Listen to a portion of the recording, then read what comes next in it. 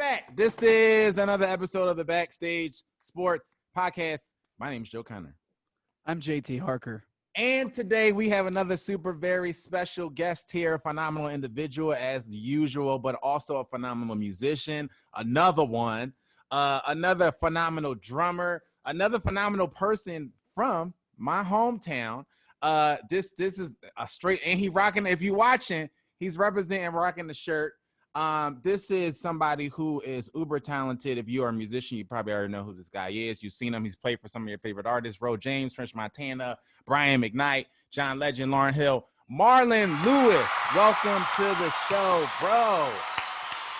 I'm excited to be here. Yeah, man, it's good to finally get you on. Okay, so as always, and during this pandemic.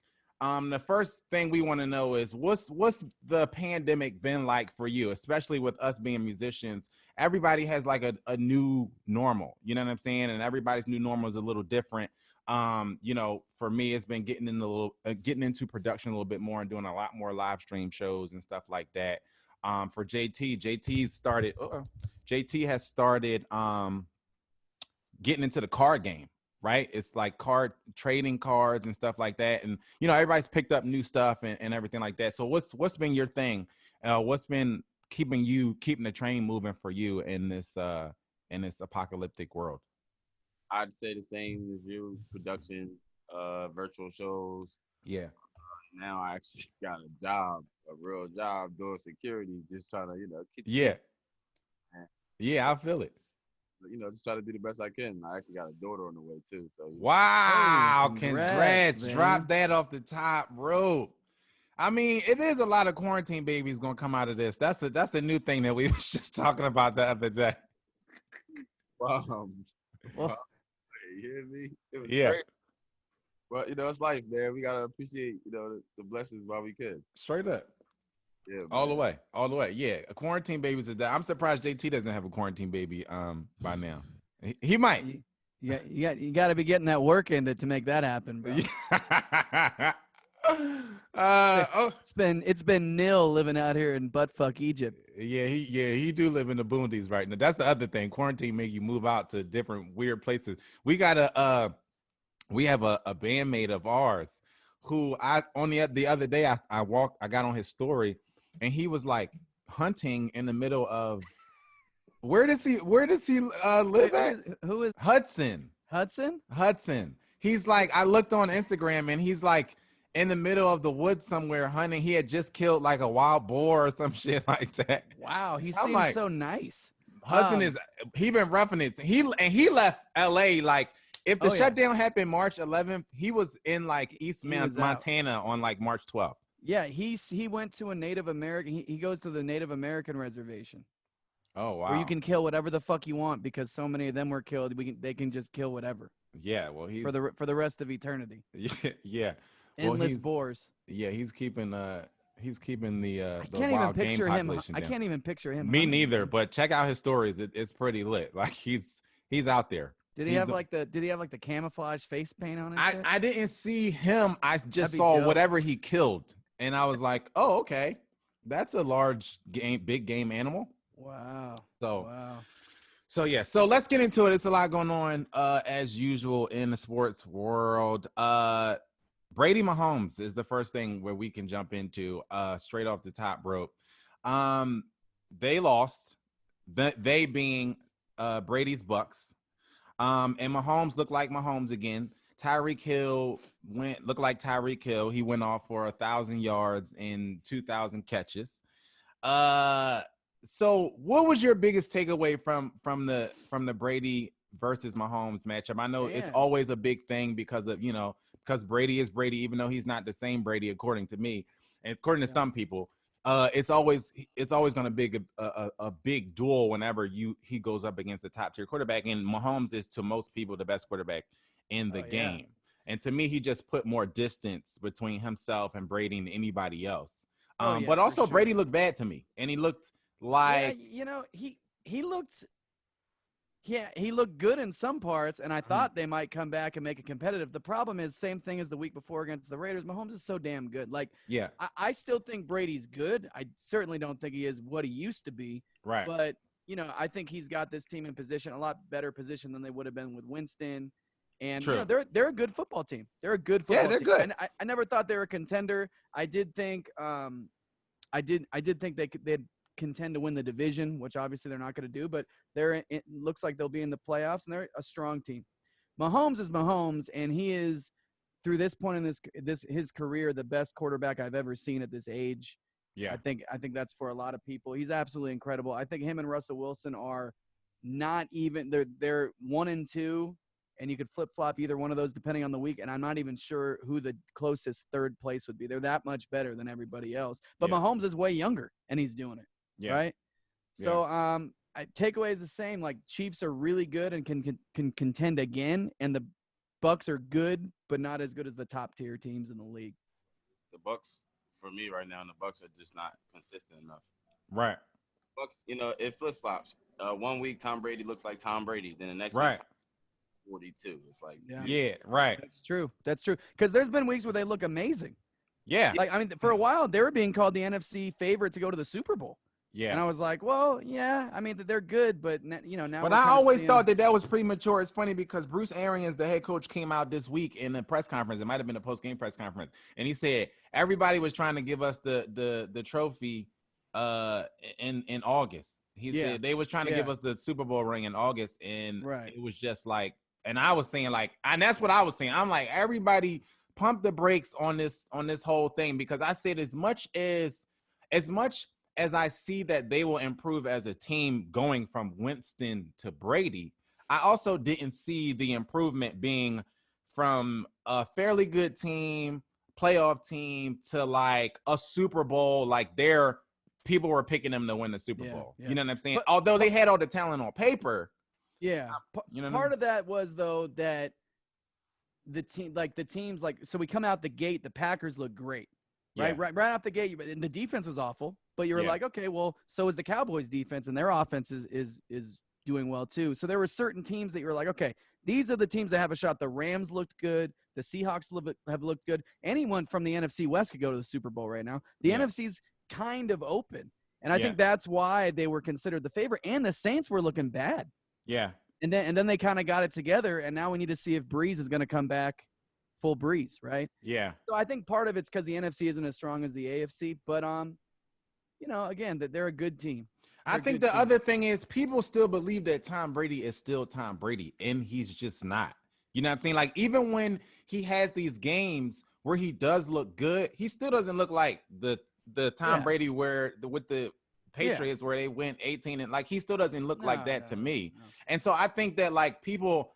It's another thing where people are still living off of name recognition, right? Because when you talk about what Brady is doing right now, they having arguments about Brady versus Rodgers on daytime sports talk shows. And it's like, in 2020, Brady versus Rodgers is not a thing. They're talking about who's the better quarterback right now? Right now. And I'm like, that's not a thing. Like, right now, Aaron Rodgers is second in QBR for the season. Tom Brady is 13th at 69. So he's in the pack of Teddy Bridgewater is literally above him, and under him is Matt Ryan. We talked about how bad Carson Wentz is, which we're going to talk about again today. But we talked about how bad Carson Wentz has been. Guess who's behind Carson Wentz in turnovers for quarterbacks? Tom Brady, right? So if for you to have these debates of like, well, Brady is just as good as so-and-so right now today, you'd have to be literally just going off to the name on the back of the jersey, because his numbers don't say that, his play doesn't say that. And it's just like, I wish people would wake up to the fact that like, yeah, we can still say that he's a serviceable quarterback, or no, we can still say that he is a good football mind, but he's no longer like that elite quarterback that comes along with his namesake. You know what I mean? Yeah, he's the guy that that has the experience that if you catch it, you know what I mean? Like if they catch it at the right time and everything comes together, he can not lose you games and he can win you some games. Yes. But you're not going to ride Tom Brady all the way to the Super Bowl. No. That's not going to be and a I thing. just want people to admit that. Like in 2020. Yeah, I'm surprised that people will still say, I mean, I get it if you're just a Brady fan, and I love Brady. Although it's weird because I was never a big Brady guy, but I've been supporting him as the old dude that's not very athletic, as an old mediocre athlete myself. You know, like I want to see him do well, and I think he's shown that he can. He can. He can, but you know that's ridiculous. Aaron Rodgers is declining too, but Aaron Rodgers is younger and he's playing at a higher level. And he's playing, yeah. Have a little bit of support behind his name right now. Mm-hmm. Second in yards. He's second right now. So it's like you want to give him a little credit because he's playing on the team he's playing on. They have the talent they have. You want to try to give him some credit, but then it's like Tom Brady is second in yards. Oh wow, well that's impressive.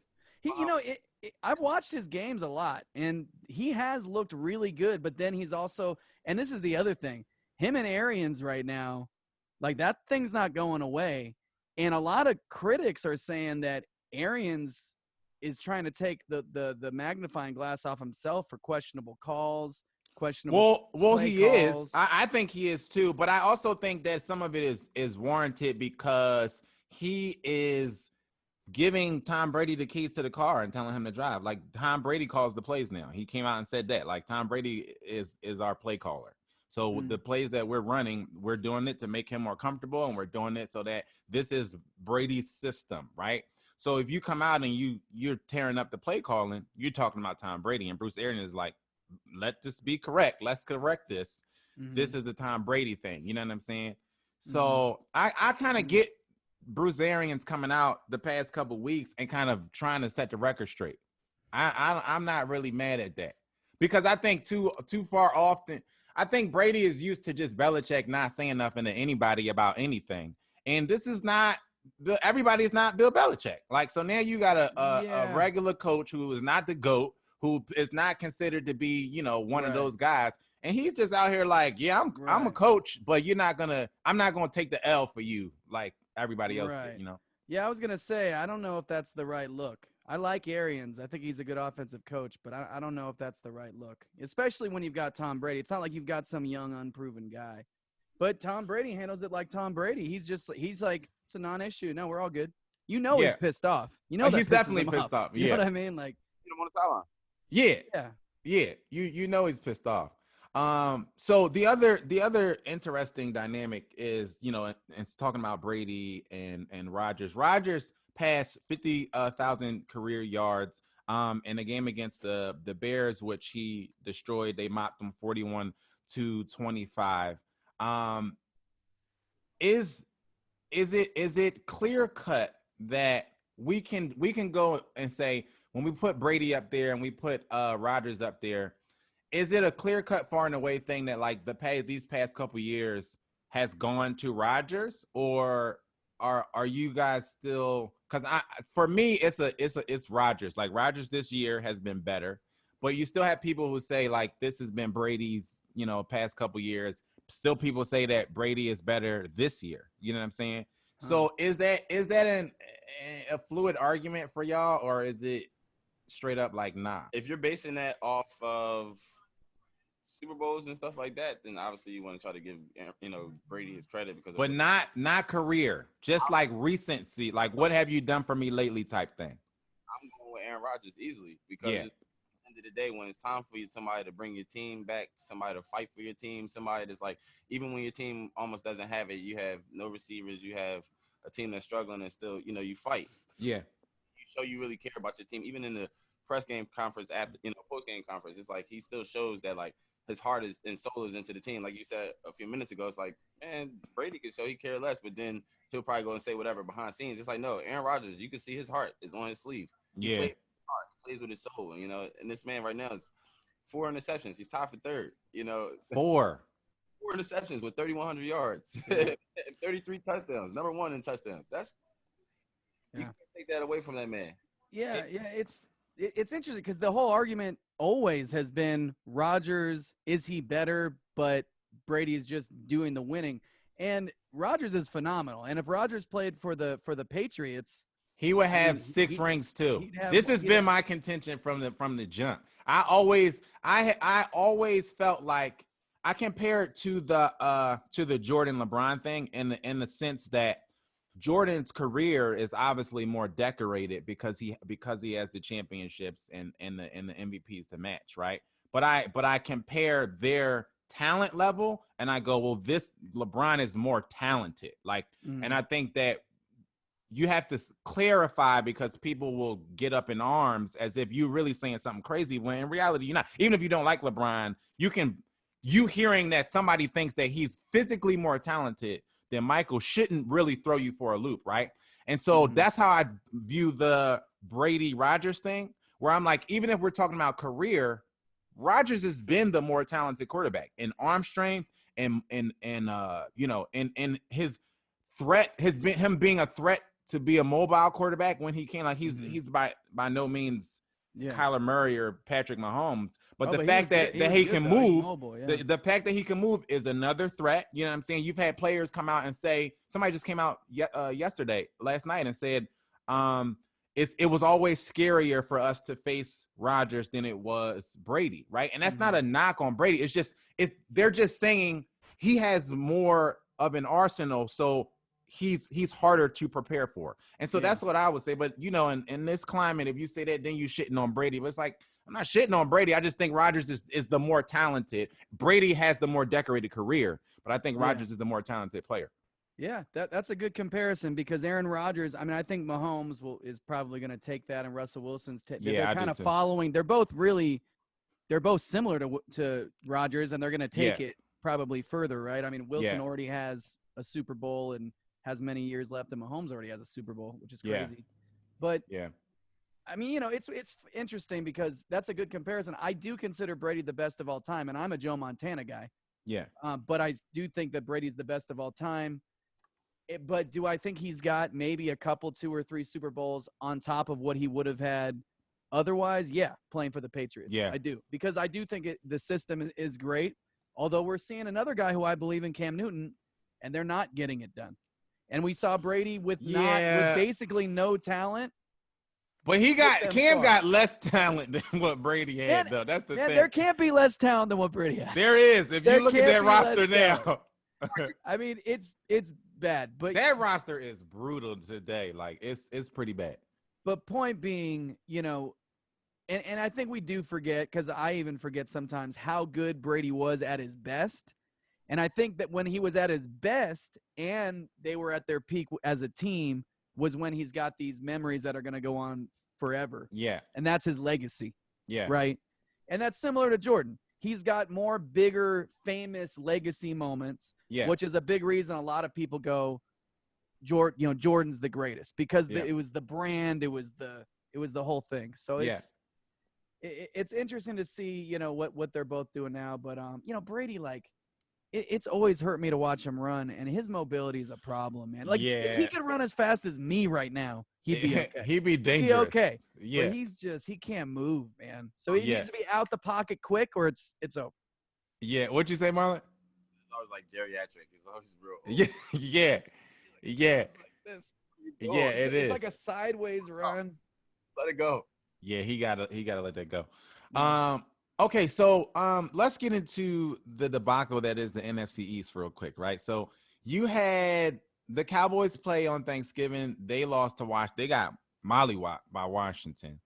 And so that put Washington in first place.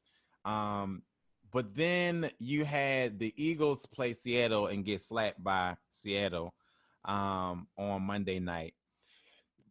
So we heard before the game and for a couple of days leading up to the game that Jalen Hurts had been getting more snaps in practice. He'd be getting more reps with the ones. So I thought, like any other reasonable human being, that he would be getting significant playing time in this game. And I even saw they tweeted it out, and I actually tweeted JT. I'm like, they must listen to the podcast because I've been saying this for weeks. Like, I'm tired of seeing Carson Wentz in there let's try something else, anything else, right? Yeah. So I'm thinking, it's going to happen. Today's going to be the day.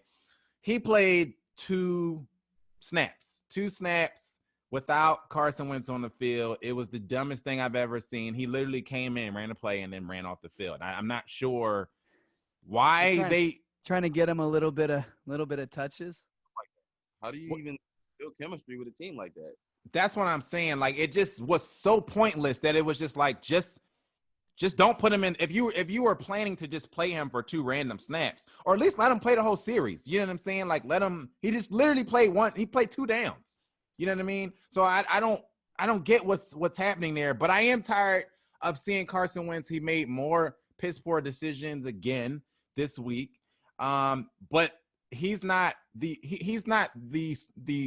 sole reason why they're losing, because it's piss poor coaching as well. So there's enough blame to go around, but I am on the camp of let's put in Jalen Hurts. Where are you guys on that spectrum of Jalen versus Carson? I'll let you go first, brother. Yeah, it's tough because any other season, I would say put in Jalen Hurts, because any other season, what's their record? We would be out of it at 3-7, yeah, exactly, or 8. Yeah, but because they're in the hunt, and because do I think Carson Wentz, if they get in the playoffs, if they manage to do that in this super tight NFC, it's super tight, ball. Then I would want Carson Wentz in there rather than Jalen Hurts for a playoff run, because at least he's been there. But if they fall out, if they fall out of this, then, I think you put in Jalen Hurts, because I don't think Carson Wentz is their guy. I don't think he's going to be their guy. But if you think you can make the playoffs, you got to at least roll with what your best option is. And even though Hurts might be the better one going forward, I just can't see a guy who hasn't started at all helping get into the playoffs and then actually being able to do something in the playoffs. I mean, if he goes in, the Giants are looking good. The Giants. I said that last week. I said last week I said I think the Giants are going to win this division, even though Daniel Jones is out. They're in first place at 4-7. I'm pretty sure they started 0-4, because I remember watching their record on fantasy and being like, "Oh my God!" Because I even said it on this podcast. I was like, people are picking against the Giants like they're the Jets because their record's the same. But I had watched the Giants play a bunch, and I was like, dude, this Giants team is legit. So they're not winning, but they're a good team. The Giants started 0-5. They lost to the Steelers. They lost to the Steelers. 0-5. They lost to the Bears. Then they lost to your Niners. Then they lost to the Rams. Then they lost to the Cowboys. Their first win came against Washington, 20-19. That's what I thought. I swear I remembered 0-5. So to go from 0-5 to 4-7 is insane. Yeah. Although I guess if you're playing a lot of those games in the NFC East, it's not insane. Yes. But that's and you beat Washington twice. They beat Washington. So 2 of their wins is against the same team. Wow. And Washington is in second place right now. So you think I don't think, I mean, it's hard for me to say a team isn't going to make the playoffs there, because they're all equally as bad. But do you think Philly's out of it? You think they're not making the playoffs? I don't think we're going to make the playoffs unless there is a drastic change at quarterback. And I just don't. I think that, and again, I don't want to place it on, because I don't want to place it all on Carson Wentz's shoulders. Our offensive line is trash, right? That's why I don't blame it on Carson. Yeah, I mean, it's the offensive line. It was the wide receiver core. Guys have been. Zach Ertz still hasn't been back. Alshon Jeffrey just came back. Deshaun Jackson, his only deep threat is gone. Take out Travis Fulgham, who has now became one of the top receivers in the league. He has been, and now he's a non-factor. Take him out because Alshon's back? No, man. I don't care what money you paying. Keep the person making plays.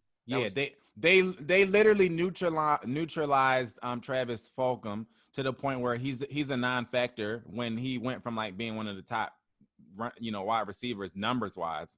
So it's coaching, right? Like I saw a stat that said the Eagles are 8th in the NFL in pass attempts and 31 in yards per play, 31st in yards per play. The Eagles are 28th in the NFL in rush attempts and 3rd in yards per running play. So literally, like, I'm watching, and I said this on the podcast the other week, I'm watching Miles Sanders get 47 yards a carry and then literally get taken out. And after he, like, we'll get into a groove, and then we'll pass the ball 3 straight times and go 3 and out. You know what I mean? Like, the run game will be working, and we just will not run the ball for no apparent reason.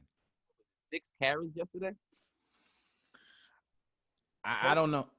I don't know how to explain it at this point. So it's bad coaching, it's injuries and all. It's the bad offensive line, but it's also Carson Wentz doesn't help that offensive line by sitting there as a lame duck. His 2 best plays yesterday was when he just was like, okay, nobody's open. The line is crashing around behind me, and he just darted for a 20-yard pickup, right?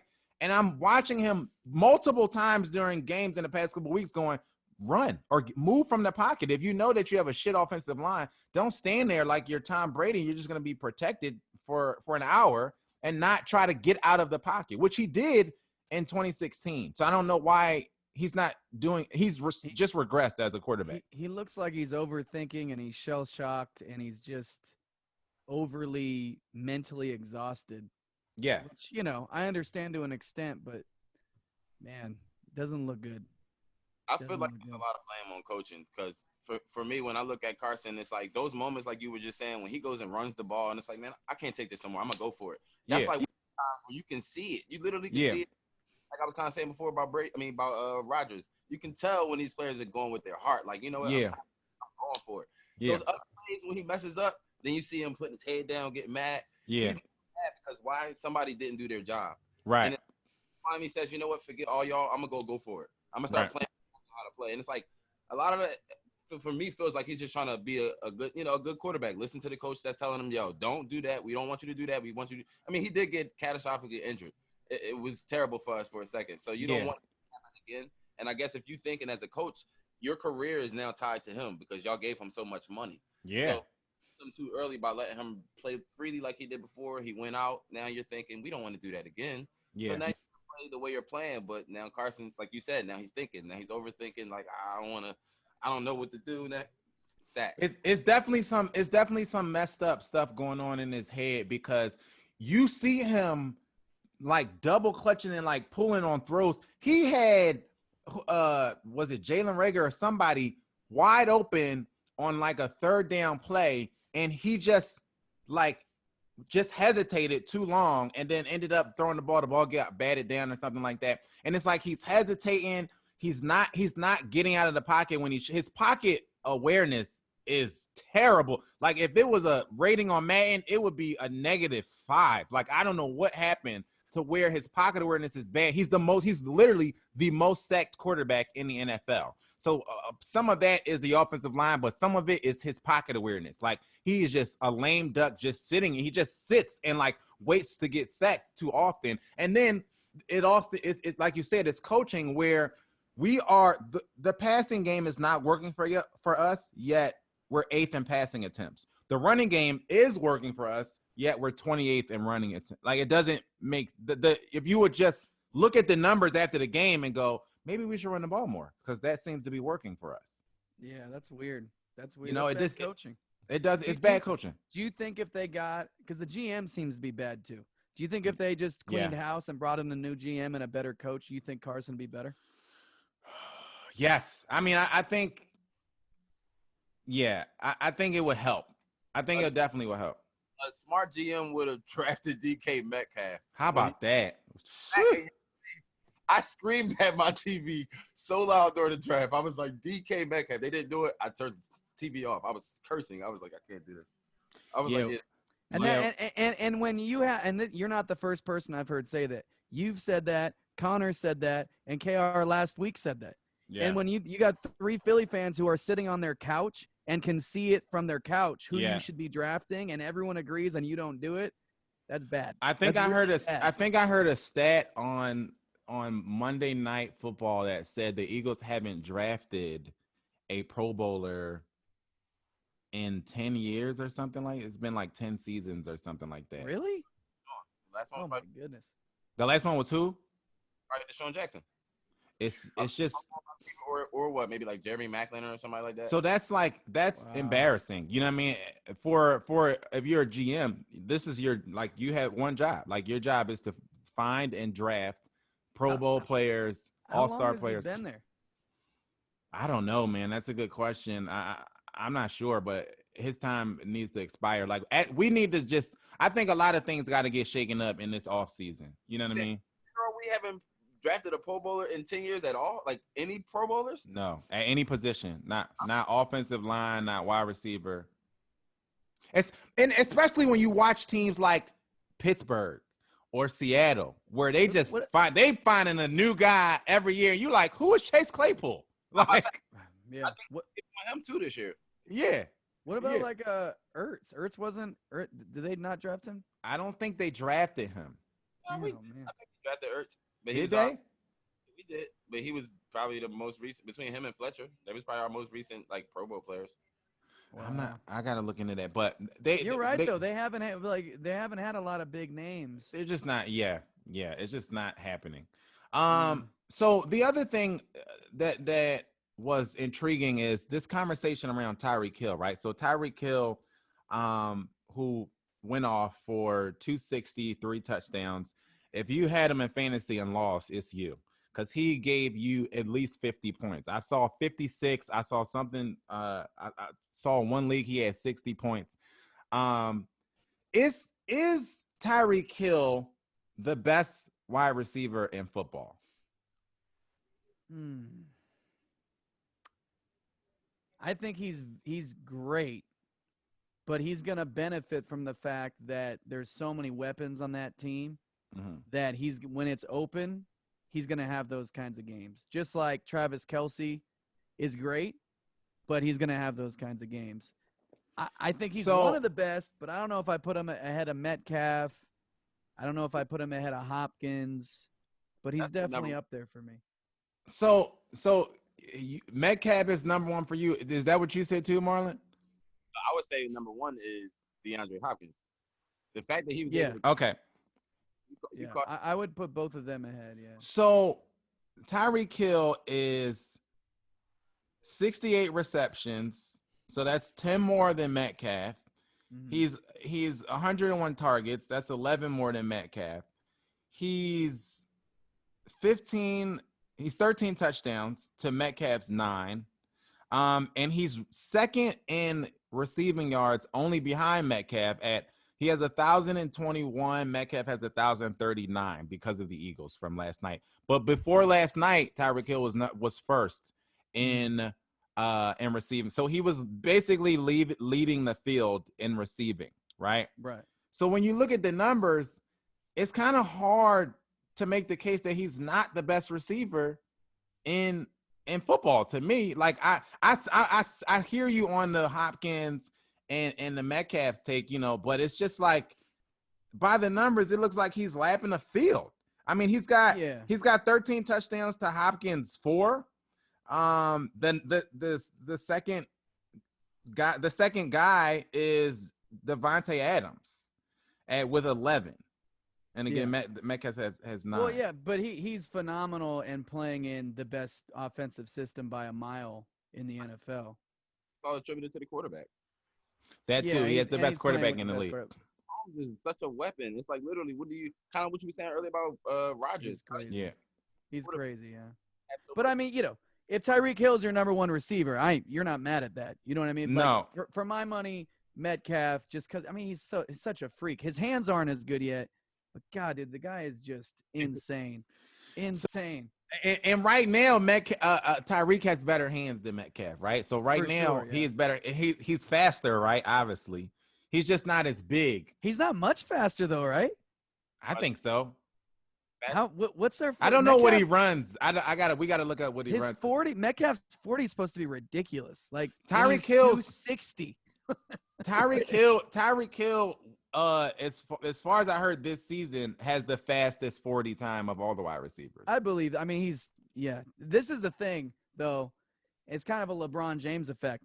He's not the fastest guy on the court, LeBron, but he's also doing what you're doing at 6'8" or 6'9", right. So that's the thing. Yeah. That's the thing. But like Tyreek, you can't go wrong with either guy. But Metcalf flying down the field, like Vernon Davis, except your cornerback is on him, is a problem. Yeah.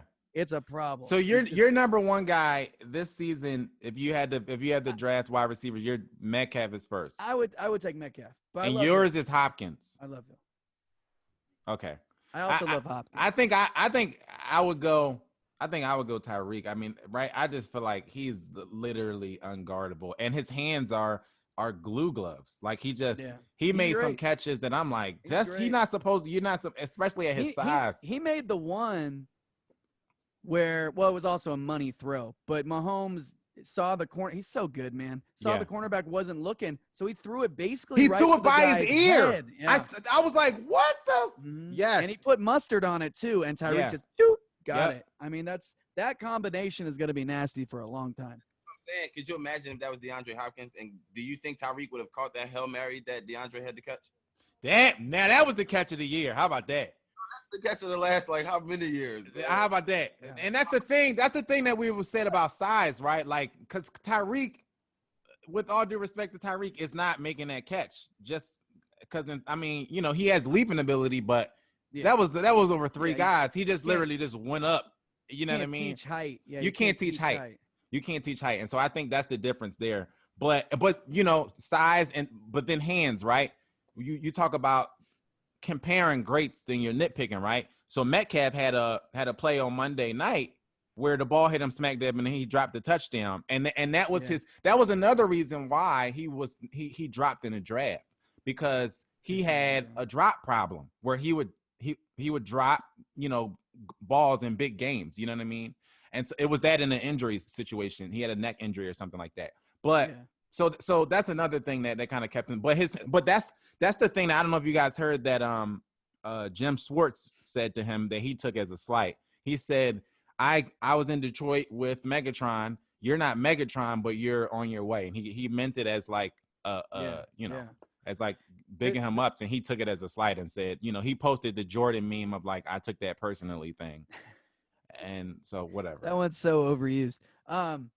The interesting thing about Metcalf is going to be, because his hands are going to get better, right? Yeah, but they already have, right? I mean, The crazy thing is that and it's like LeBron. LeBron can still compete because even though he'll lose athleticism, he was already so much more athletic and bigger than you. Yeah. And then mental, he's going to be able to perform for longer than you. Yeah. And that's what Metcalf's going to be interesting, because even when he loses a step, he's still going to be so much bigger than you. And then his hands are going to be coming along. Right. You know what I mean? He's going to be able to do it longer. Right. But they're both fun to watch, man. Like, say it again, Marlon. Do you think he'll like transition to tight end later in his career or something like that, since he's so big? Being 6'4". I think once he gets older, I think that'll be like if he gets to the his late 30s, you know what I mean, and he still wants to play. I could see them going, let's transition you. You know what I'm saying? We've seen it. I can't think of the name, but I think we've seen something like that, similar that happen before, with such a great talent. Why not? Yeah. I would, I mean, it kind of, if he's got the size for it, what I could see them doing is just kind of putting him in either, you know what I mean? Like utilizing him in either one. He's going to have to block a little bit, but Jimmy Graham, remember when Jimmy Graham wanted to be considered a wide receiver for the contract to get paid like a wide receiver? Yeah. But I mean, he kind of is a tight end. It's he just great. It's insane to watch. It doesn't look like it should be taking place. No, but it's nuts. It's nuts. Okay, so this weekend we had a little bit of drama in the fight game. Mike Tyson was back fighting Roy Jones, but stoned. But before we stoned, but before we get to the Tyson fight, there was an undercard. Now, in the undercard, it was Nate Robinson versus Jake Paul, the YouTuber guy, Jake Paul. I don't know that. Now, I don't really know the backstory, right, of this Jake Paul versus Nate thing. Apparently, they had apparently Nate called Jake out. If I have that correctly. Apparently, Nate called Jake out, and then it's caught on video camera saying well, he not just gonna punk me. Like I could box. Like, like I'm not no punk. I'm not going out. So yeah, like, if he want to box, we could do it. Like he was just on somebody's podcast or something, running his mouth. So if you're watching and you haven't seen the knockout, which everyone's seen the knockout by now, but this is a little a replay of the knockout. We can't play the audio because we'll get canceled on YouTube. But first of all, he got knocked down multiple times. So this was his third knockdown by this time. By the time the knockout came, wasn't this knockdown number 3? Yeah, I didn't think he was getting up from it was one of the first 2. It was one of the second one, I think. He barely got up. Yeah, he stumbled, and then the second one. Now, the other thing that's been happening is people have been doing this. So now we're watching Nate Robinson asleep on the mat.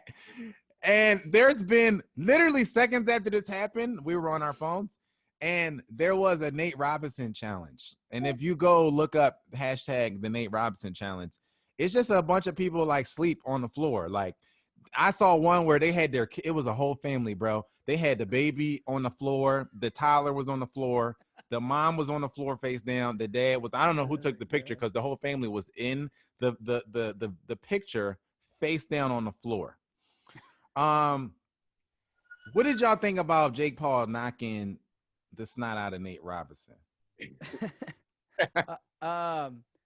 Well, so I know a little bit of the background of Jake Paul and his brother, and I actually watched his brother's fight against that other YouTuber.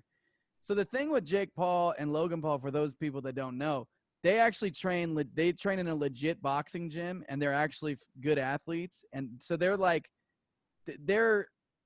I don't know if they've ever had like real pro fights, but they're legit boxers. He looks like he has boxing skills. Like somebody taught him boxing skills, whereas Nate does not look like that. Right. No, him and his brother are legit. Like if you watch them train, Joe Rogan talks about them. That's actually how I heard about these guys because I didn't know who the hell they were. I didn't either. They're legit boxers. So this is the thing. Obviously, it's a bad knockout. Obviously, the memes are hilarious. But I give Nate a lot of props for getting in there with this guy because, first of all, I think it was idiotic. I think he should not have gotten in there. He clearly didn't have the technique. No one really gave him good boxing technique. He looks like he went in there blind. No. I disagree. I was surprised at how well he boxed, but the problem is he doesn't have enough experience, and he was just coming in after getting hit, getting frustrated, and leaning in with his head. He was going in with his head, which is piss poor box techniques to me. He's like swinging with his head down and like dodging him as Nate is, But if you watch the beginning of the fight, I was like, oh, Nate can box. He caught him a little bit early on. And he actually said after the fight, he's like, he surprised me. He was really quick and he was strong for his size. And that's the other thing. The dude's got 25, 30 pounds on him. So I'm just like, why are you even in there? And I don't know if they made a lot of money off this fight. That's the only reason I can think of why he would want to do this. I think they did. I think then you know what? Go get knocked out and make some money. Yeah. Yeah, pretty much all I could think. And I'm glad he's okay because I like Nate Robinson. I'll take this beating for whatever the money. You clearly can't think to yourself that you're gonna fight this guy.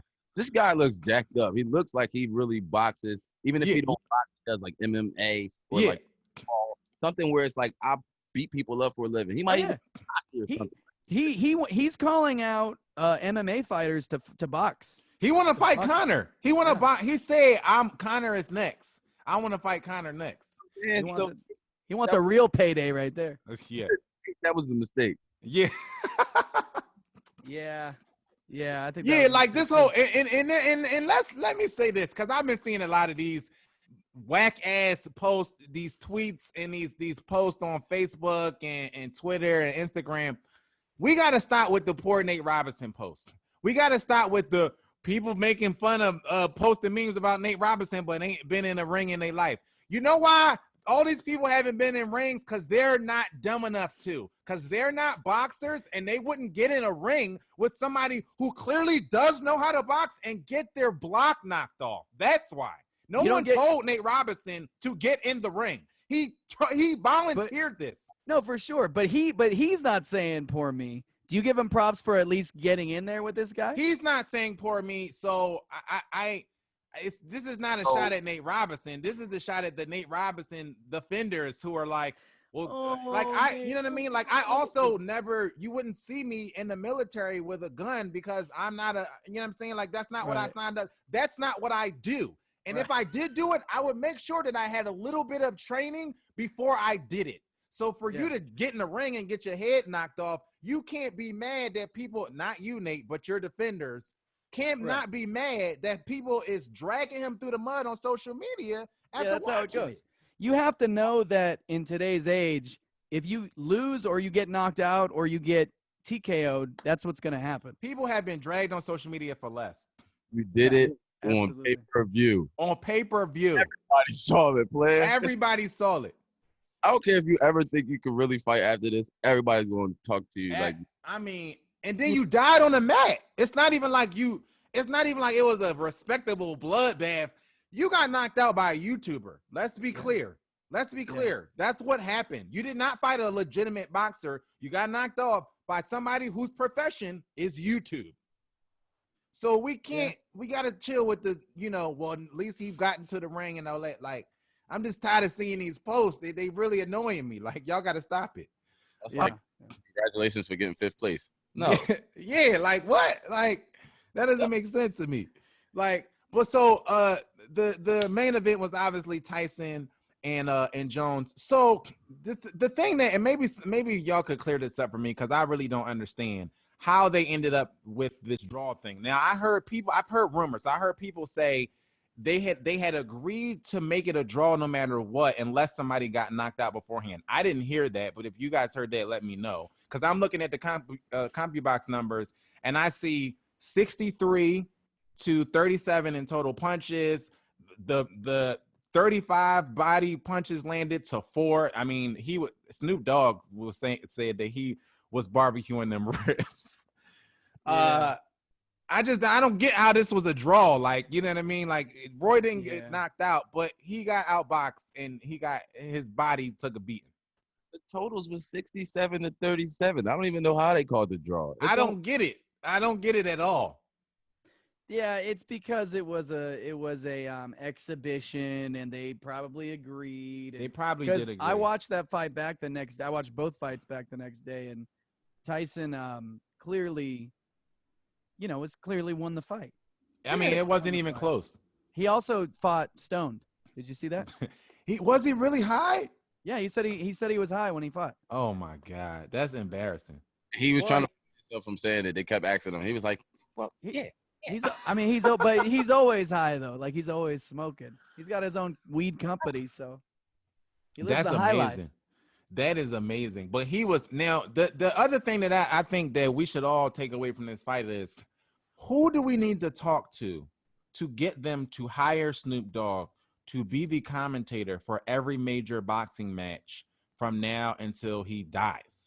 Like, I need a lifelong contract for Snoop Dogg, because Snoop Dogg really won the fight. Like, his commentary was gold. He started singing "Precious Lord," bro. This motherfucker. I mean, yo. He was singing. He said he had so many one-liners. He said, he needs to take these ribs off the grill. He said, he's barbecuing those ribs. Well, as we know, my uncles are fighting out there. Like, Mike Tyson wasn't the only stoned one that was present at this fight. Obviously not. Clearly, not. He was funny. Snoop was the best. I mean, I need him when they do Wilder versus versus the Bull 3 or whatever. Like, they gotta book Snoop Dogg. This weekend, Errol Spence is gonna fight Jerry Garcia. They need to hire Snoop Dogg to comment on the fight. I mean, did you see that Holyfield wants Tyson? He says he's calling him out. Well, I heard that is a real possibility, that this Legends thing, because Mike talked about it a little bit on Joe Rogan's podcast, that this is an ongoing thing. He said, like, it's a bunch of us old guys out here. We still in shape, and he said, I'm probably gonna do it again. And so he started the Legend League for the Vander Holyfields and all these guys to come out and box. So I'm down to see Evander fight Mike next. Like, why not? Like, we're not getting the other fights that we want. So I would for sure watch it, but I'd be scared for Holyfield because the problem with him is he fought until he was like 50-something years old. Yeah. So he's got like 20-something more fights under his belt than Tyson. And Tyson's like, he hasn't been fighting, and now he looks motivated. Yeah. And Holyfield is old and went through like wars. But he still look. I just saw he still look like he in shape. He'll look great, but I think his head is just. What'd you say, Marlon? I said Tyson was like, I don't know why they care about his ass. I haven't fought in 15 years. He sure did. He was like, they asking him, I haven't fought. He's like, he fought 2 years ago. It was comical. And that's the other thing. I just have enjoyed listening to Mike Tyson in the media the past couple. Right. It's just been because again, I wasn't old enough to really enjoy these moments where he talking about eating people's children and stuff like that. Like, we was too young, so we couldn't really, you know what I'm saying? So now I'm getting a post-fight Mike Tyson interview that's gold. I'm getting podcast interviews with him promoting the fight. That's amazing. Like, it's just, I'm down. Let's make it. So I, despite popular belief, was not too young. I was there for the whole thing. And his story, and I am so beyond pumped to see Jamie Foxx play him in this movie. Oh, I'm super pumped for that. And I hope that they get all the best parts of his story. And you already know Jamie Foxx is going to be incredible. He's going to knock it out the park. I hope the movie is incredible. Is it Scorsese? Is that what it is? I don't know who's doing it. It's some big producer guy, though. Right? Yeah. So like, yeah, I'm more pumped for this movie than any movie I can even remember coming out, because Tyson is he might be the most interesting athlete and polarizing figure we've ever had in sports. I think so. Outside of Muhammad Ali for different reasons. Yeah. But and then what on top of all that was, it still blows my mind, and I don't think enough people talk about this. He was knocking everybody out. Every show was like a cultural event. Every fight was a cultural event. Guys weren't even getting out of the first minute of the fight. Yeah. But he was also doing it at my height. Right. 5'10". Right. But built like a truck, not afraid of anything. I mean, we've never seen anything like Mike Tyson. And am I the only one who got chills because he's doing it all the same? He came out with the cut-up shirt and the black shorts. I did. And he walking the same. And even when he's walking, he kind of wobbles when he's walking somebody. He was walking. I'm like, yo, nobody else is loving this. Like, this is amazing to me. And he's still fighting the same way. He's got the boom, boom, boom, fa, fa, right? Yep. And then except he's probably a better boxer now because he's been training. Because he has to be. Yeah. Exactly. But man, it was I'm here for them making more legend league fights. I'm all for it. I'm all for it. Okay, so let's get to the association before we get out of here. The Clippers are looking to move Lou Williams. We've been hearing rumors about this for the past couple of days, and apparently the rumors are pretty legit. We'll take him.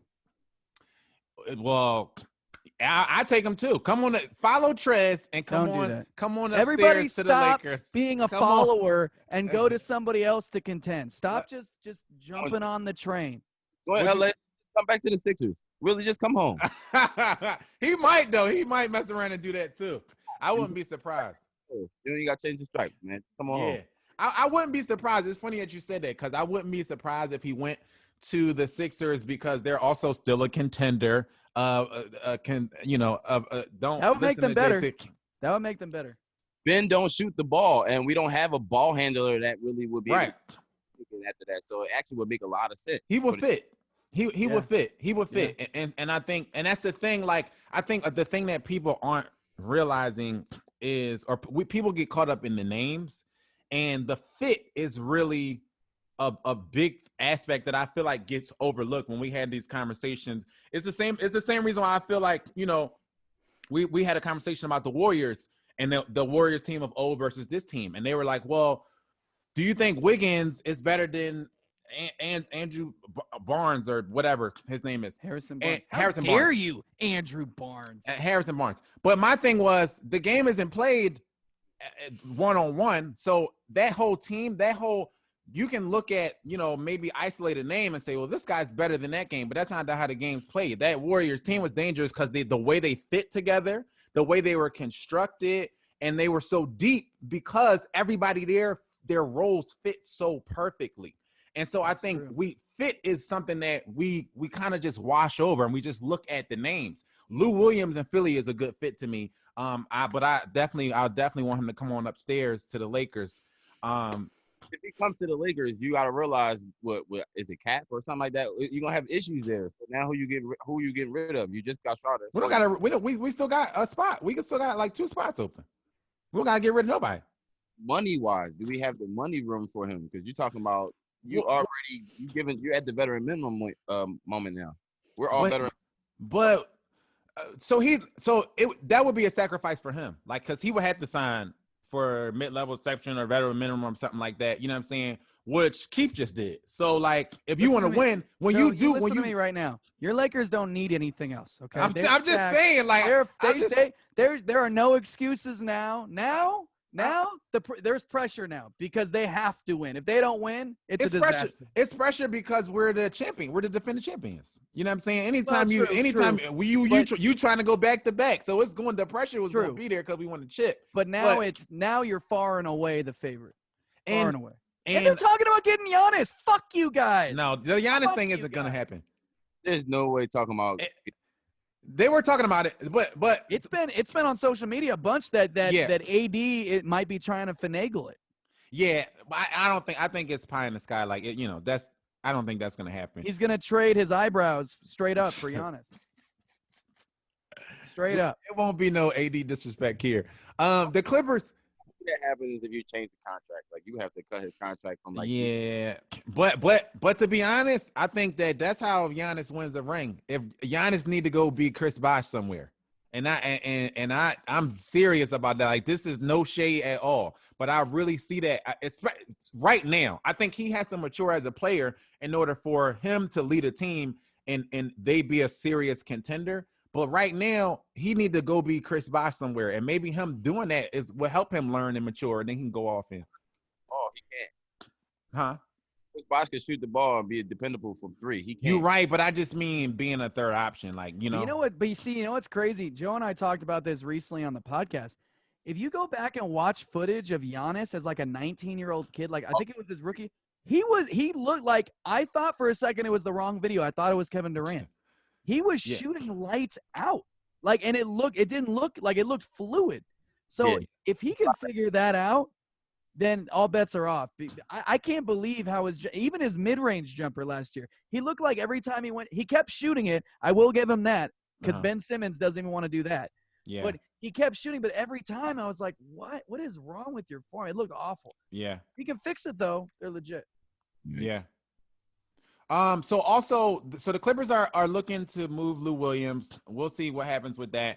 And then they also are expected to sign Nicholas Batum after he gets dropped by the Hornets.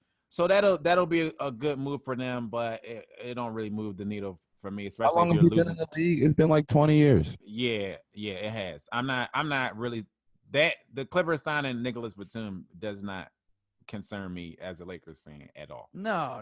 But those are good moves, though. Those would make them better. Yeah, I mean, it would make them moves. It would make them better. It just doesn't move the needle. The other name that's being floated out there for the Clippers is Isaiah Thomas. But so Isaiah Thomas is looking to get back into the league. Isaiah Thomas has been retired for like 20 years. No, not that one. They need him too, though. The other one. Okay. They need him too. They need to get both the Isaiah Thomases. But no one cares about little tiny itsy bitty with little Isaiah Thomas. I'm talking about him, the tiny one. That one. They're looking to maybe sign him. I've been hearing rumors about him going to the Heat and also the Lakers. I'm cool on Isaiah Thomas. No disrespect, but we saw that experiment in Cleveland. You were just talking about fit. I actually wouldn't be mad at him on the Heat.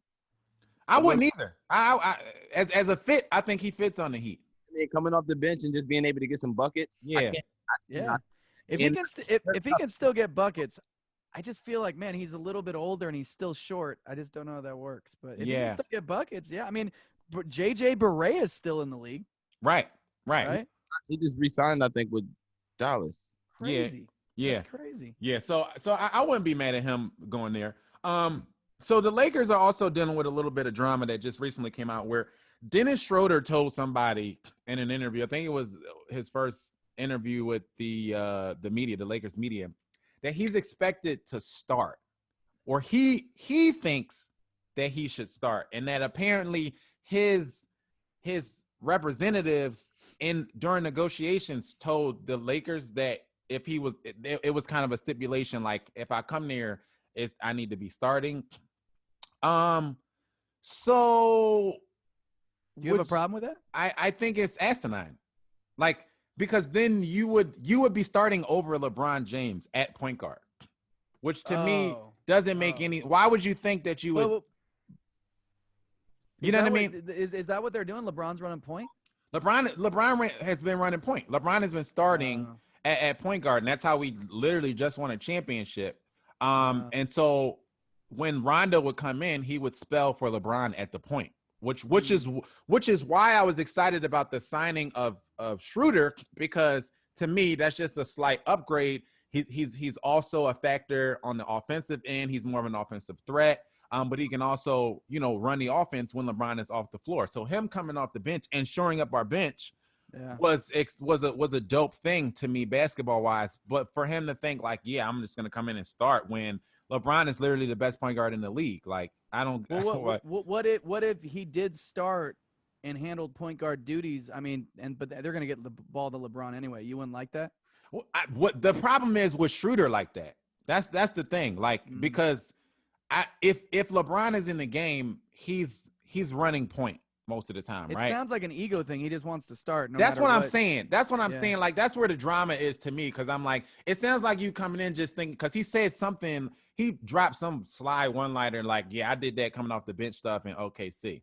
Like, yeah, also coming off the bench for Chris Paul. Right. So speaking of Chris Paul and speaking of guys that are going to go to a new team and start, what do you think of Phoenix with Chris Paul? Not a lot of people have talked about this because it's a needle mover for me. Like, it doesn't do anything. But it puts them in the playoffs, right? They were already in the playoffs, though. The Suns? Can you imagine now what it's like to put somebody who's playoff tested, a veteran who actually knows how to win games, somebody who now knows how to play the ones and twos at the right. But the Suns haven't been in the playoffs for years, though.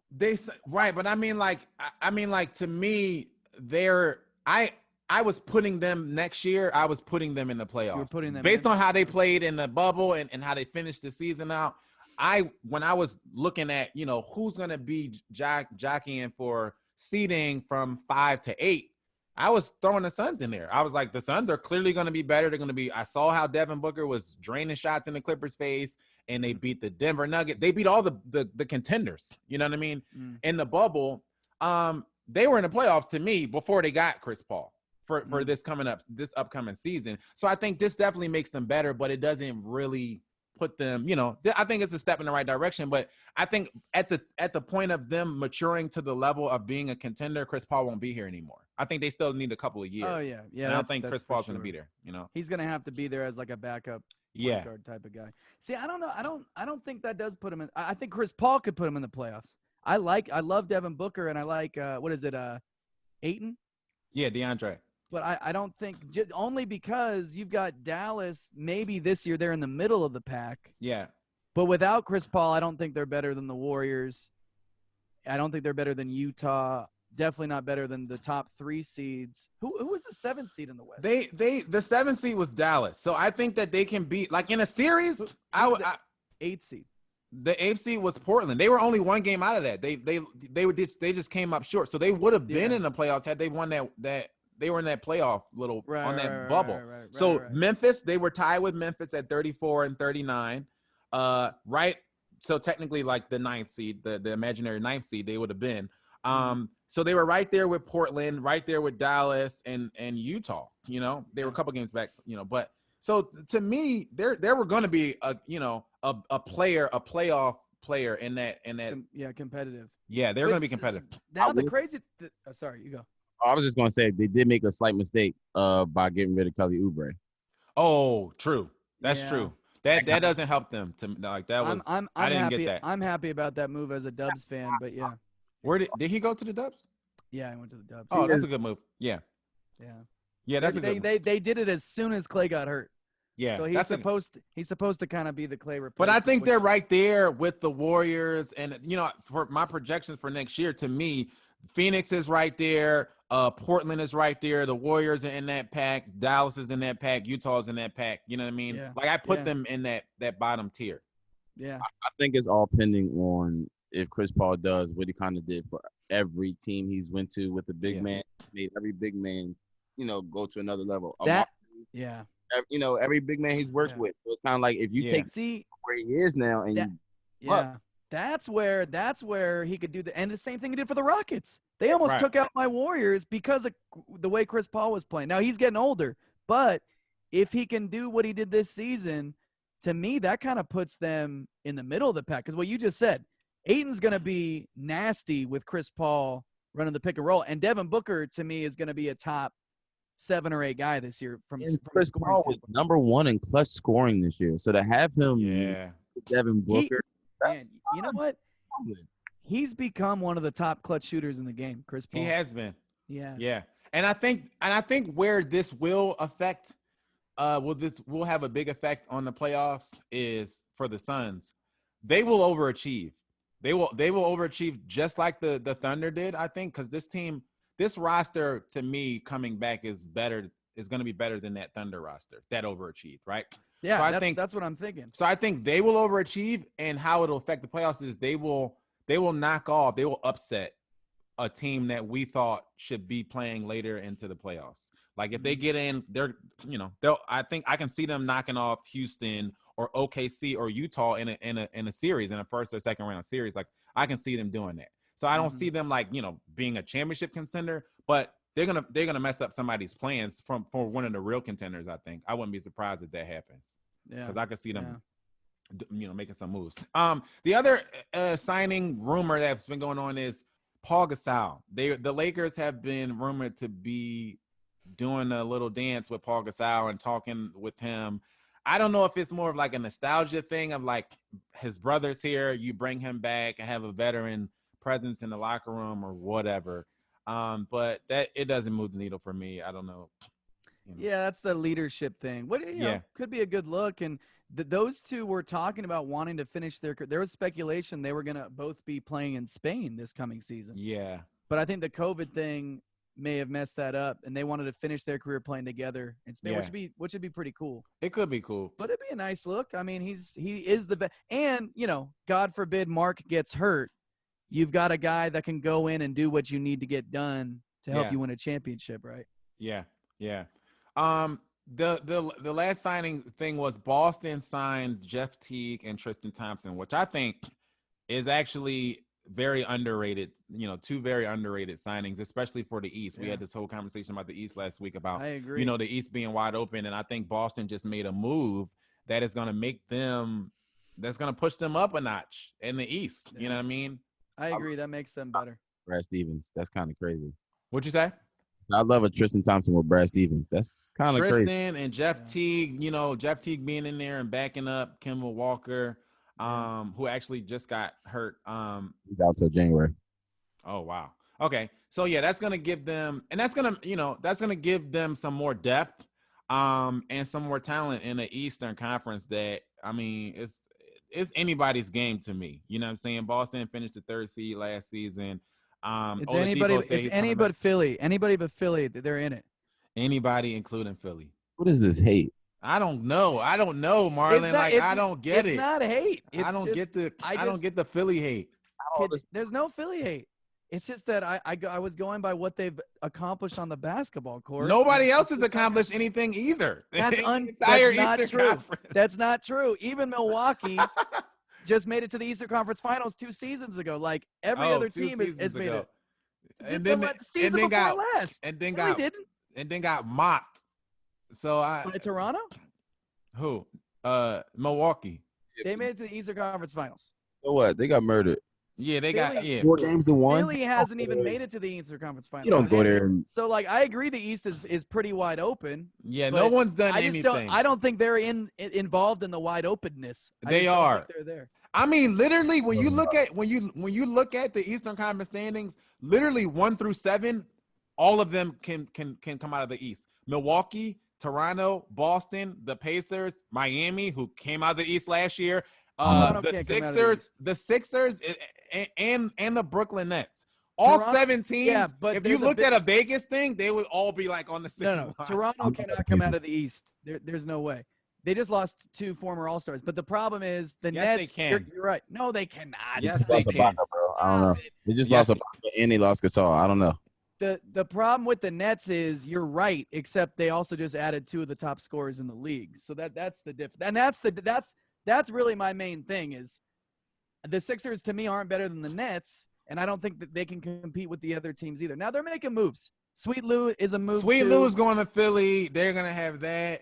We putting that out there now. Those are moves. And Doc Rivers makes them better. Those are moves. Yeah, I mean they're going to be in play just like, Boston or Milwaukee or I mean nobody scares you. Like there's no scary team in the Tell me something. Boston, Milwaukee. Because I'm not impressed. I'm not impressed by any of these teams. These are pretty good basketball teams, Joe. They're all pretty good. That's the problem. Wait. There's nobody that scares you or nobody that really is like, oh yeah, there's no strong picks. There's no they're definitely gonna be in the Eastern Conference. Well, yeah. In the Eastern Conference Finals? Yeah, Eastern Conference Finals, yeah. There's no so I'm just I'm not really impressed by any of those teams. I think Boston has been a huge underachiever the past couple of years. You know what I mean? An underachiever? Yeah. They made it to a conference finals when they weren't supposed to, and then they made it again last year when they weren't supposed to. Yeah, they How is that an underachieving? Because they did what the Heat should have did. They did what the Heat should have did? I mean, the Heat did what they should have did. Sorry. But they weren't expected to go to the Eastern Conference Finals. Neither was the Heat. But Boston did. But that's what I'm saying. But they didn't. Talking about the year with Kyrie. Underachieve. They've underachieved ever since then.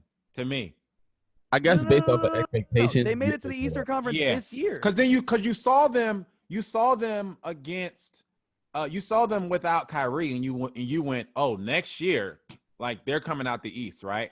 And now you hear them in Boston, they're getting restless in Boston.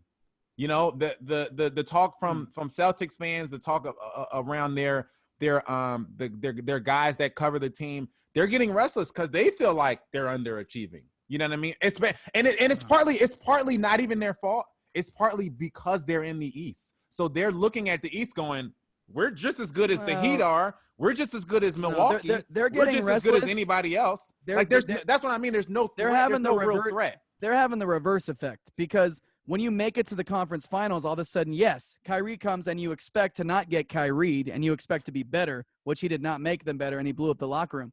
But they were not expected to get there when they got there. So now all of a sudden, if you're a Boston fan, you're like, oh, yeah, we should get there now. Well, no. Yeah. You're not. If you look on paper right now, you're not expected to be, but they weren't expected to be in the Eastern Conference Finals this year. That's an overachievement. I think they're expected to be in the Eastern Conference Finals every year after Kyrie left. When people saw what they did, people were like, okay, there's something there. And then then Gordon Hayward came back. And then and so they were making these moves where you're like, okay, they're going to do it. And they just haven't done it. So I just, it's no slight to them, but I think that nobody is impressive. Let's get out of here on this. So I don't know, have you guys heard of the Omar Cooper and Sharif Cooper story? No, not really. So Sharif Cooper, who is initially committed to the Auburn Tigers NCAA basketball, was one of the top 20 recruits coming out, 5-star recruit. His dad is Omar Cooper, and he's under investigation. He did not play his first game because a lot of their first games was last week. He did not play his first game because of the fact that he's under investigation by the NCAA. And he's under investigation because his dad is now – so his dad started an AAU team, the AOT, and they made a lot of noise in the AAU circuit, did a lot of good things. His dad was also his dad coached one of the guys who just got drafted. I can't remember his name. Isaac, and I can't remember his last name, something African, but his dad coached him. His dad was actually the guy to hand him his hat when he got drafted a couple weeks ago. So his dad is very involved in the scene. And now his dad has started a sports agency because his dad is like, I've been an integral part in the lives of a lot of, his daughter is Tia Cooper, who got drafted 18th overall in the WNBA. He also coached Lexi Brown, who's another really good WNBA player who's also fine as hell. So is Tia Cooper. And his dad also has played a part in some young guys who got drafted into the league. So his dad's starting his own agency. His name is out there. And the NCAA, just doing NCAA stuff, put him under investigation. And because you can kind of, they don't like I guess you can say blurred lines of like his dad's involvement with the league and then him being an agent and all this other stuff. So now Sharif's team and family they're now having to look at options. They're looking overseas to say, because they're like, we don't know what the NCAA is going to come back to it. But Sharif himself has done nothing wrong. This is the point. And that's the issue that I'm having with the story, because if you look into it, like, they're making Sharif pay for whatever decisions that some adults don't like or have made. And it's kind of a fucked up story. And it kind of goes off of what we were talking about in the very first episode of the podcast a while ago about that HBO documentary that came out, where they have all of these rules that are really jamming up the kids when the kids are just trying to play ball and trying to move on to the NBA. But this is one of those things that I look at and I go, this is going to be the downfall of college basketball, because y'all doing all of this weird stuff. You're costing somebody eligibility who really didn't violate anything or do anything wrong. And now these big names are already going overseas, or they're going to the G League because now they're getting paid, right? So maybe that's another option that Sharif might have. So it just seems like a fucked up situation to me. You know what I mean? And so I don't know where NCAA goes from here with all of that type stuff. Yeah, they're trying to hang on to a time when they could kind of do what they wanted and make a lot of money off of kids that were not allowed to make money. But the problem is those kids are actually adults, and they're allowed to go fight for your country and die for your country, but we're not going to allow them to make money off their name or likeness. And that's stupid. Right. I don't think college basketball, I think it'll always be viable simply because it's like Duke, for example, and the programs that really carry college basketball. Like if you're in North Carolina, that's a bad example because they do have the actually no, they don't. Who do they have in Carolina? They got the Hornets. But Duke and North Carolina might as well be professional basketball. You know what I mean? Like in Kentucky, that's your professional basketball team. So because of that, I think it'll still be viable. It's been a minor league, but it won't be a minor league if the Zions and the Kyrie Irving start going overseas or going to the G League. Those guys. But, you know what I mean? But there is a lot of talent that can still come in and carry it. But you're not doing yourself a favor by losing the Zions. Yeah, that's what I'm saying. I mean? Like you're missing out. Like, why not come up with a compromise so that they can be happy going to play for your program? You can be happy having their name and likeness involved with the NCAA, and everybody can. And stop all of these BS rules where you questioning people's eligibilities because they haven't. These kids should be allowed to have agents in college. Like, you know what I mean? They should, because you're making money off their likeness. Why can't they have somebody to represent them in these contracts and these deals? Because for real, if they don't have agents, they really getting fucked. Because you need somebody to represent you, to be a buffer between you and all the snakes in the grass that are out there when you're a young prospect. The rules are already whack anyway, and I didn't even realize this, and I feel kind of ignorant for not knowing this, but some of these kids that are still coming out of high school, all they're doing is going to a prep school. Yes. And some of them are just not playing. Like that dude that we were talking about. Wiseman, you say? Yeah. Did Wiseman do the same thing? I know he did at Memphis. He only played like 1 or 2 games at Memphis. Oh well, yeah. That was another eligibility thing. That was eligibility, yeah. But what's his name from Portland? The young kid from Portland that's coming off the bench right now, really, really talented. Can't think of his name. He went to IMG, which is one of the probably the biggest prep school there is right now, and he just didn't even play. He just worked out. Yeah. And just waited for the draft. Yeah. So kids are already like, well, I don't need this, and I might get hurt. Yes. And not be able to get drafted. And that's gonna begin to be a problem for the NCAA. Huh? Somebody did that in college football. They did. I know who you're talking about too. They Was did. it Bosa? One of the Bosa? Bosa did do it. He did. You're right. He did do that. Yeah, he did. Yeah. So that's going to be a problem for college basketball, especially when there's new avenues opening up for them to go make money for a year or go have real competition for a year. And the more you see guys do it, the more they're paving the way for other guys to do it, to follow suit. There's going to be more of Melo Balls out there. Melo Ball didn't play a minute of college basketball, and he was the biggest name in the draft. And so when people see that, they're going to go, I don't need you. I can't make any money. You got all these restrictions. I get suspended if somebody gives me $1 or buys me a hamburger. I can't have representation. I can't do this. I can't do that. But you making all this money, you're using my name. People are going to be like, you know what? Fuck this. You know what I mean? And as a parent, if my child is a 5-star recruit, I'm going to say, fuck y'all too. He's going to go get a check somewhere. The problem is, let's say you're the 20th, you're the top 20th high school senior in the country. So you're really good. You might even actually be a top 10, but because of the way these things were, you're number 20.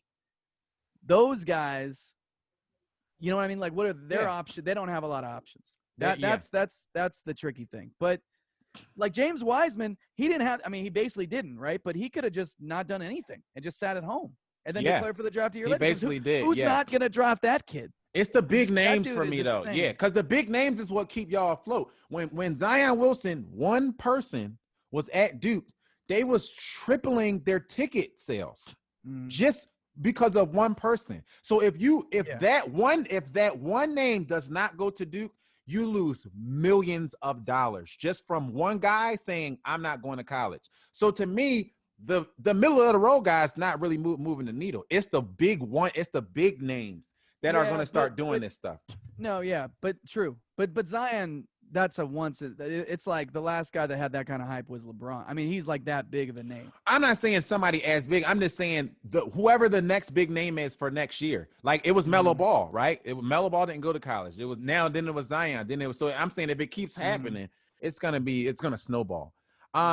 Okay, let's get out of here. The new COVID restrictions have come down in California, and it's affecting football here. The Niners were told they can't play at their stadium. So that's going to affect their home games on December 7th and December 13th. But they do now have a place to play. They're going to play in Phoenix. So the Niners are going to play their home game somewhere in Phoenix. And they're kind of like the Raptors, where like in places, we might see more of this. And the Raptors, just recently had to find a new place to play because they couldn't play in Toronto. When the COVID numbers go up, shit shuts down, and that's what's happening. So that'll be interesting watching the Niners in Arizona.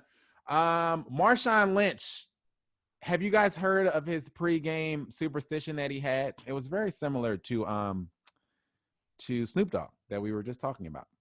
I saw a notification, but I didn't read it. So if we just pulled the graphic up, if you guys are not watching, it says my superstition was that I needed to have maybe a shot and a half before every game of Henny. And this was his pregame superstition. Why did they use this picture, though, as representation behind that thing? But it's accurate to me. I don't know. Yeah. I think Marshawn Lynch was turning up before the games. And this shouldn't surprise anybody. That also sounds a lot like when your girlfriend said, hey, like you get home from a gig or something and you're like, did you drink tonight? I'm like, I mean, I had one. Right.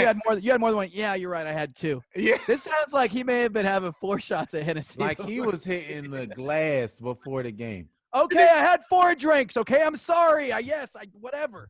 My man said, so is there a bar in the locker room? Like, he said, what? I go straight to my backpack. I said, like, yo. what? Can you imagine taking a shot of Henny before I had to run and sweat? Yeah, like, that's interesting. You know what's crazy, though? If you go back and look at stories, even in the NBA, at least football is stop and go. Yeah. And there's stories of these NBA guys smoking and drinking beer at halftime. Yes. I can't even imagine drinking a beer and going playing a basketball game. People who do the beer mile amaze me. Like, I don't see how you do it. Like, especially a shot of Henny. You was taking multiple shots of Henny before a game. Matt Barnes says he smoked. See, this is, I guess, for some people, not a big deal. For me, it would be. Matt Barnes said he was high every NBA basketball game he ever played, and college. College. But if you're an uppity guy and you need to calm down, I get that. I couldn't do it because it put me to sleep. Yeah, me too. I'm not gonna act like it's not possible, guys. It's very possible. Well, we know. hey, I have a friend, and I won't say his name on the air. I have a friend who dropped acid before a basketball game. What? Yes. I just can't function like that and really be on point. Like, I know, so we know guys who I know in basketball. He also got kicked out of school. He was a good player, though. He used to be my best friend. See, it's one thing when you doing it in school. Like, I had a guy in my high school who was literally straight A student, the smartest guy in the room. For anybody who's listening who might know him, his name's Pat Dunphy. He was high his entire collegiate career and graduated at the top of our class. But then I also know a guy who plays, he would go to gigs high, like, and some of them were church gigs. And Marlon knows who this person is. I'm not going to say their name, but he's a drummer, and he would show up at big time church gigs lit, like just really high. And I just couldn't, it's the activity for me. Like, I can see Patrick's story of being in school and like taking tests super high, because sometimes people make them focus and all that. But I can't imagine sitting down as ambidextrous, and you need to be able to do so much when you sit down and you play behind a drum set. For you to be blitz high doing it, it still amazes me. I can't. Some people just live high. They just live high. Some people do live high. Shout out to Cuddy Dre, man. That dude lives high. How about that? Yeah. Shout out to Wiz. Yeah. Exactly. Wiz Khalifa's sober now. Is he really? He don't smoke no more? Stop smoking. And have you seen? Oh, dude, we should show some footage of him next week. Yeah. Go look up footage of Wiz Khalifa doing Muay Thai.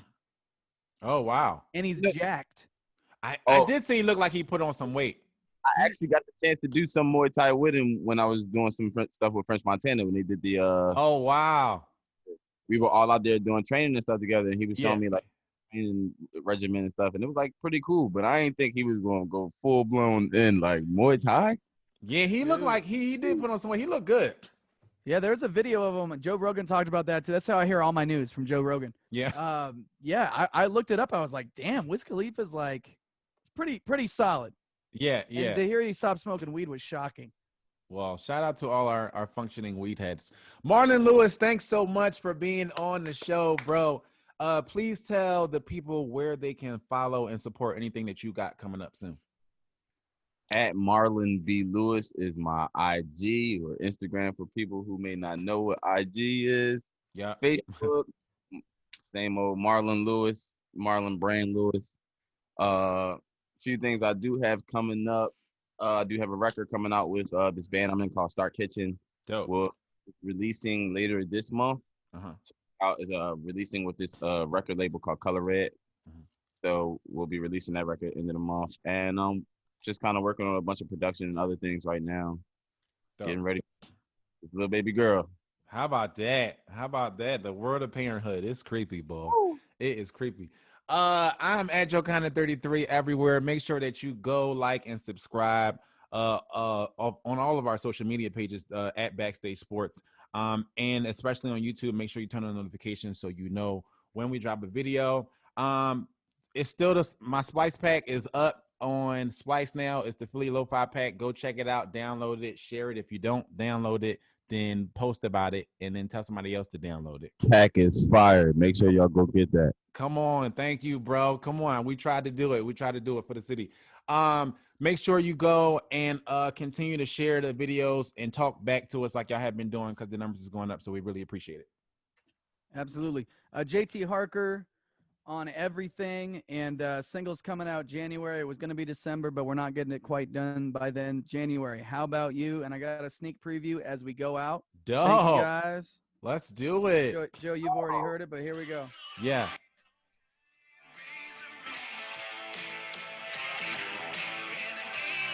Yeah.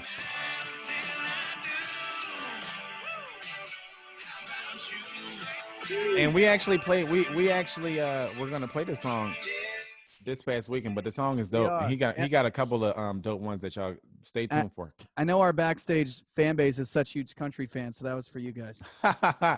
This has been another episode of the Backstage Sports Podcast. Until next time, be safe and be great. Peace.